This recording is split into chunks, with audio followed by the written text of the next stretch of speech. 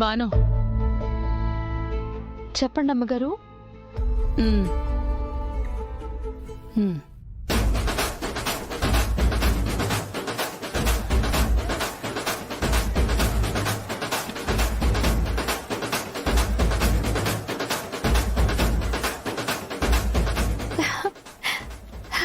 Sir,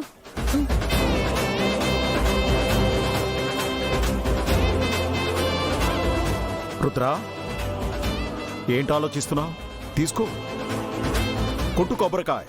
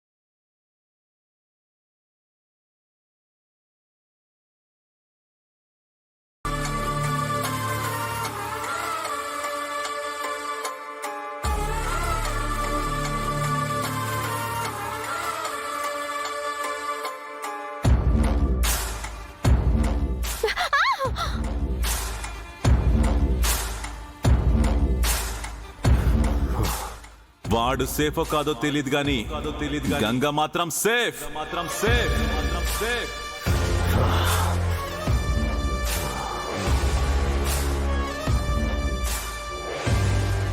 hi bro. Sorry disturb చేశానా? అయినా నేను చేసిన డిస్టర్బెన్స్ కంటే ఎక్కువ డిస్టర్బెన్స్లో ఉన్నావు కదా బ్రో. నువ్వు ఎక్కువ థింక్ చేయొద్దు బ్రో. ఎంత థింక్ చేసినా నో యూస్. ఇషికా, అరవకు బ్రో, హెడేక్ ఇంకా ఎక్కువ అవుతుంది. ఇప్పుడు నేనేమన్నానని మీకు అంత కోపం? మీరు గంగపై కన్నేసినప్పటి నుంచి మీ ప్రయత్నం ఒక్కటైనా ఫలించిందా? లేదు. గంగని ఇంట్లోకి రానివ్వను అన్నారు, వచ్చేసింది. వచ్చినా సరే గంటేస్తాను అని అన్నారు, అదేమో పాతుకుపోయింది.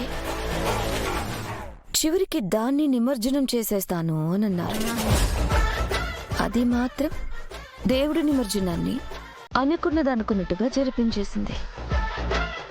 విత్ ఆల్ రుద్రబాబు గారి సపోర్ట్.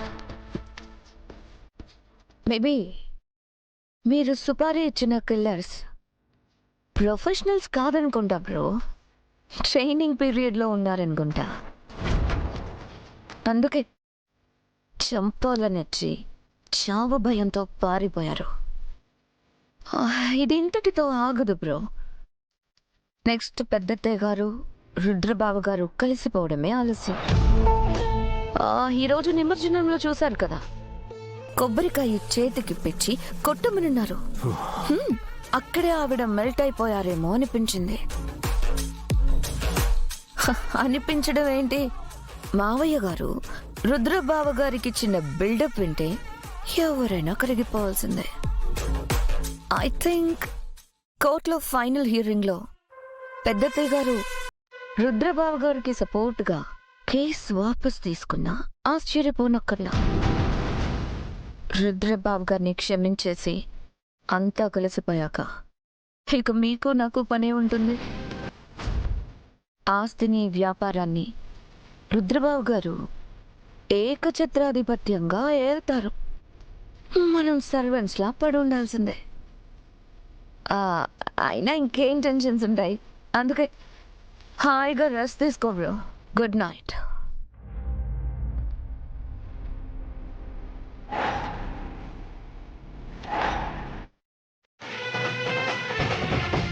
జరగబోయే కాన్సిక్వెన్సెస్ని ముందే ఊహించి జాగ్రత్త పడుతున్నాడు.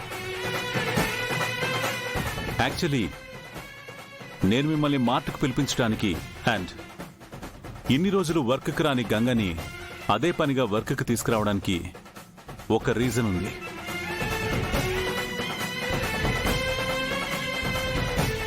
ఈ కుట్రను ప్లాన్ చేస్తున్న వాళ్ళ టార్గెట్ ఎవరో తెలుసుకోవాలనే నేను గంగని ఇక్కడికి తీసుకొచ్చాను.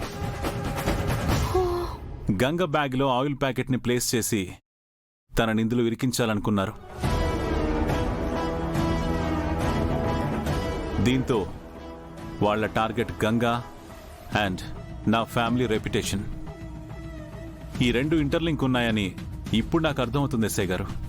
అయ్యో, అంటే ఈ అమ్మాయి తప్పు చేయలేదని మీరు నమ్ముతున్నారా? 100%.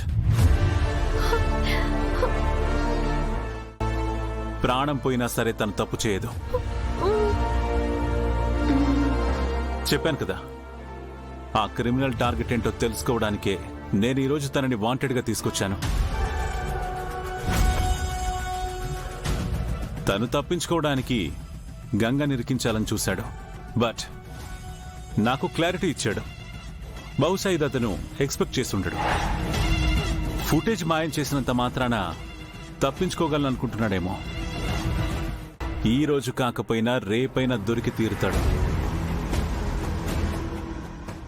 సార్, మీరు నాకు చేయగలిగిన హెల్ప్ ఒకటే. మీ టెక్నికల్ టీం ద్వారా సీసీటీవీ ఫుటేజ్ని రికవర్ చేయగలిగితే చాలు. Okay sir. Constable sir, footage collect చేసుకుని రండి. Okay sir. Okay sir. ఉంటాను సార్. Thank you sir.